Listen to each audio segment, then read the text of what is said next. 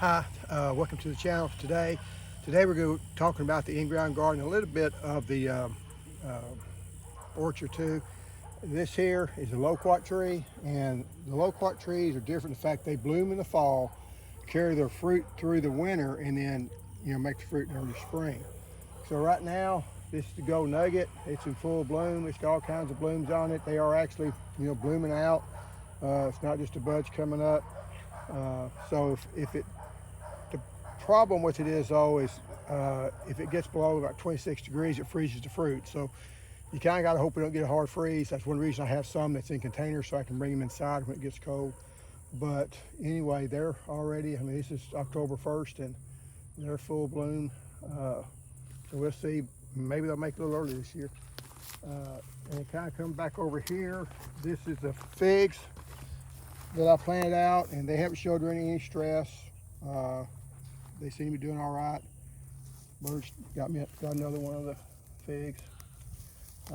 That might be one of my problems out here. We might have a problem with birds, but the other figs over here looking good. And this is the Colonel Lickman fig.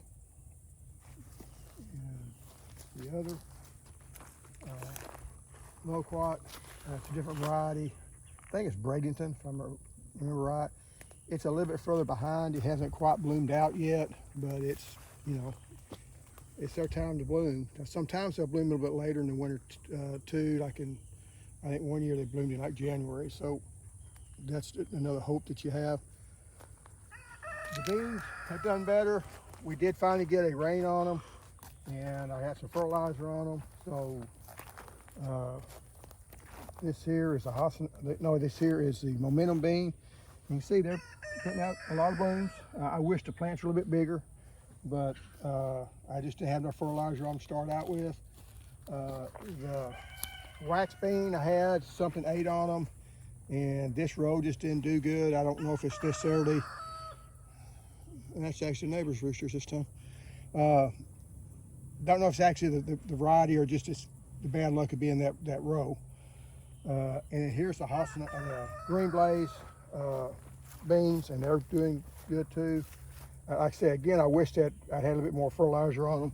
I did run the wheel hole over them, so I got all the weeds out, in the middle of the rows. You do have to go down in the actual row, you have to kind of clean out, but in between the rows, it makes it pretty easy to keep the weeds out. The watermelons over here, and where I cleaned out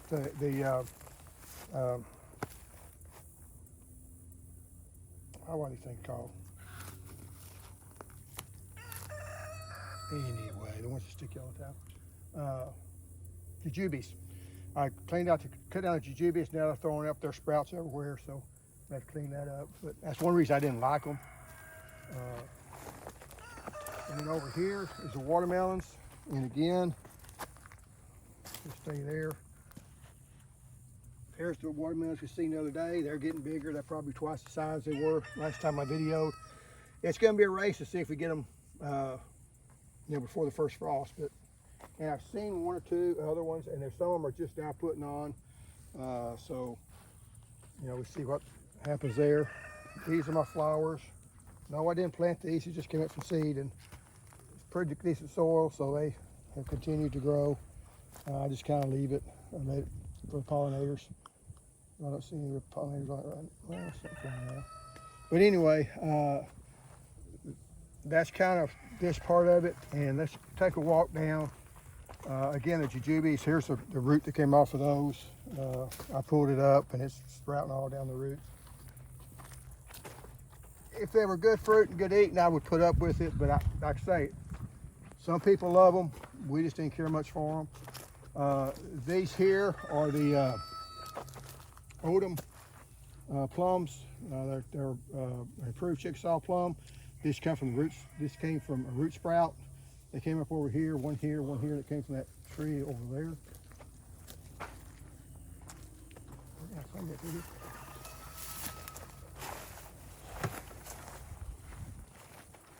And then this here's one of the peaches. It's already kind of went dormant. I have not made hardly any peaches off this tree. I have seriously thought about cutting it down a couple of times, but it's got good form, decent form to it, and so I'll give it another year. We'll see how it goes. I do need to cut as far as trimming. See this here? You need to trim this out. I can see how those rub, and then it causes a sore, and that's going to a place for the bacteria, canker to get into them. So that's why you always try to cut. In other words, this limb here probably should have been cut off last year. I probably may still do that just to keep them from rubbing. And this here is the actual true Chickasaw plum, and the way it's grown. I've got to find a way to keep these things from growing so big, and I have to start pruning them back pretty heavy. And then over here is the in-ground citrus, and that's Mr. Mac over there. Cara's over there. This one is Miho. And like I say, this is kind of getting a lot of competition from that peach tree and this Chickasaw plum, and we got the blackberries over there. So once I clean stuff up around here and get caught up, things will do better. Again, this is the Jiu-Jitsu lemonade tree, and it's loaded down and still doing well. And we got seedless, the thornless blackberries, and they're truly thornless. They're not like some things you see. There's not any thorns on them. This is a wild peach tree, and we got some problems there. That rubbing in. I may end up cutting this down because it's just in the way. It's kind of hard sometimes to cut things down. And this here is the other. This is the Tomahawk Freedom, and it's doing well like usual. I've got a little bit of a trellis on this one, and just trying to take it down. It made a little bit of fruit earlier this fall, but it's through making fruit for the fall, and this is where it's going to make the fruit next spring. And the peppers I've not taken care of, but they're still making. I tell you that the sweet bananas peppers will make better as far as any pepper I know of out here in the garden. But anyway, that's kind of the in-ground. I do got, I guess, guys fan up over there. It's the other orchard. Not a whole lot going on there right now, other than the persimmons I guess they're making. And this here, I did spray this. I do want to put the figs in here. It's just how I'm going to get in there because those are all thorn blackberries and they will get you. So I'm going to have to put on some gloves and things, but I'll remove the T-post and I'll get this stuff here cleaned out and make it look nicer. But anyway, that's the in-ground gardening. The other part that I was going to plant here, I've kept it pretty much weeded out. There is some ground cherries that's come up. There's a ground cherry there. I got a bigger one over there which actually makes some ground cherries. We don't like the flavor of ground cherries, some people do, but they will come back on their own.